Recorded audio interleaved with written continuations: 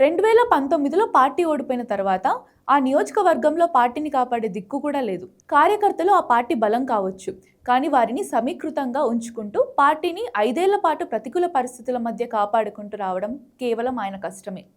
ఆ కష్టానికి తగినట్టే ఆయన తర్వాతి ఎన్నికల్లో టికెట్ దక్కుతుందని అనుకున్నారు. కానీ సరిగ్గా ఎన్నికలకు ముందు ఆ నియోజకవర్గంలో తనకు పుష్కలంగా కులబలాన్ని చూసుకుని పవన్ కళ్యాణ్ గద్దలా వచ్చి తన్నుకుపోయారు.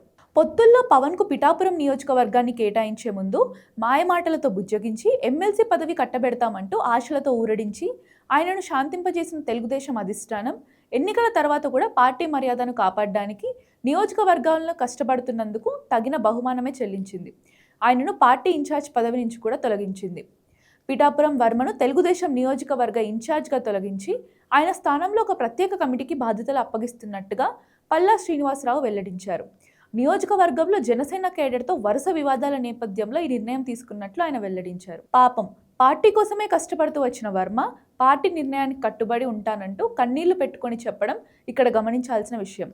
వర్మకు వేరే గత్యంతరం లేని పరిస్థితిని కల్పించి ఆయనను కరుడుగట్టిన తెలుగుదేశం నాయకుడిగా ఉండడాన్ని అలవాటు చేసి ఇతర పార్టీల్లోకి వెళ్లే అవకాశం కూడా లేని నేపథ్యంలో ఆయన రాజకీయ భవిష్యత్తుకు పార్టీ పెద్దలు సీల్ వేశారని కార్యకర్తలే అనుకుంటున్నారు. ఎన్నికలకు ముందు వర్మ ద్వారా రాగల ఓటు లాభాన్ని వదులుకోవడానికి ఇష్టపడని పవన్ కళ్యాణ్ ఆయనను నెత్తిన పెట్టుకున్నారు. ఎన్నికల తర్వాత నియోజకవర్గంలో తనకు సమానమైన మరో అధికార కేంద్రం ఉండనే కూడదనే ఉద్దేశంతో ఆయనకు ఎమ్మెల్సీ పదవి చంద్రబాబు ఇవ్వకుండా అడ్డుకున్నారు. అక్కడి నుంచి వర్మ కష్టాలు, అవమానాలు ప్రారంభమయ్యాయి. వర్మను ఉద్దేశించి నాగబాబు చులకనగా, హేళనగా మాట్లాడడం పలు సందర్భాలలో జరిగింది.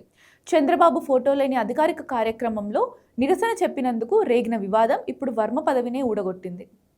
చూడబోతే పిఠాపురం నియోజకవర్గంలో తెలుగుదేశం పార్టీని చంద్రబాబు ప్రస్తుతానికి సమాధి చేసినట్టే కనిపిస్తోంది. చంద్రబాబు తన విస్తృత రాజకీయ ప్రయోజనాల కోసం పార్టీ చిత్తశుద్ధి గల కార్యకర్తల్ని బలిపెట్టడానికి వెనుకాడరని ఈ దృష్టాంతం తెలియజేస్తుందని పలువురు కార్యకర్తలే వాపోతున్నారు.